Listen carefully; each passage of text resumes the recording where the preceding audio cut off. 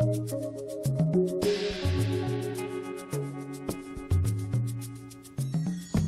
everyone, my name is David McLeod.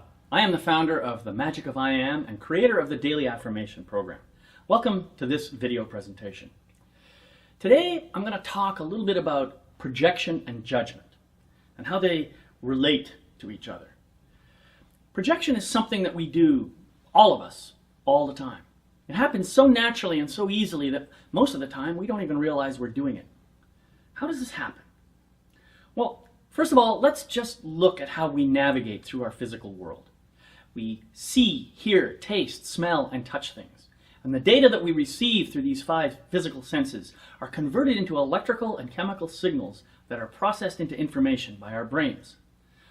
Much of this data is filtered out as simple noise, stuff that has no relevance to us in the context of the current moment. Some of it will register as something important, perhaps something that we have to act on or make a decision about. But here's where the interesting thing happens. Somehow our brain decides that the information we received came from out there someplace. And so we project the internal interpretation of that data onto our surroundings. And from that, we construct our entire perception of the world.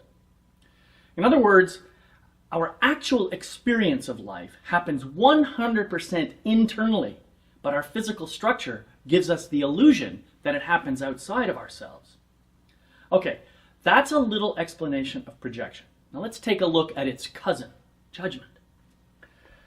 Judgment often gets a bad rap. People often think of judgment as negative in some way, but the truth is, judgment can be positive, negative, or neutral.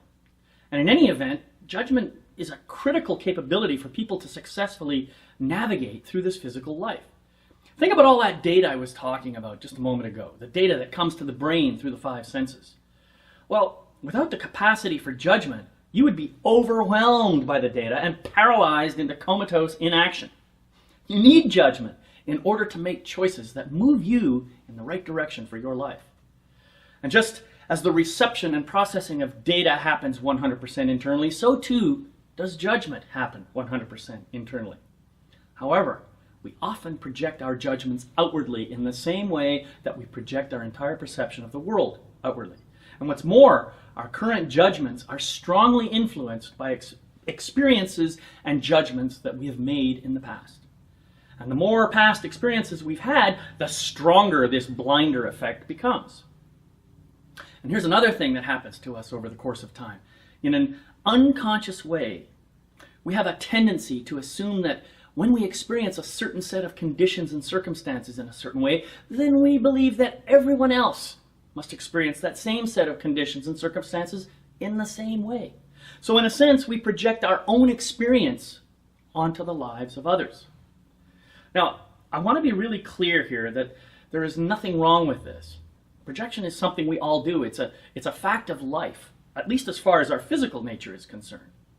But what I do want to do here is to raise awareness of these 2 concepts, projection and judgment. My hope is that you'll get to a place of being able to own your projections and judgments for what they are. Here's what I do. When I notice that I'm having a judgment about someone, regardless of whether it's positive, negative, or neutral, I simply try to own it and understand how I'm projecting it onto someone else. Here's how it goes. Step number 1. I notice that I'm having a judgment, and I'll say to myself, I am judging that you are fill in the blank.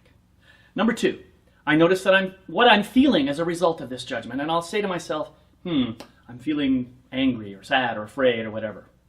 3, then I think about what the judgment is reminding me of, and I'll say to myself, I see that what you are doing is reminding me of when this happened or that happened. My mother did this, my teacher did that. And 4, I then own that I'm projecting that old experience onto this person.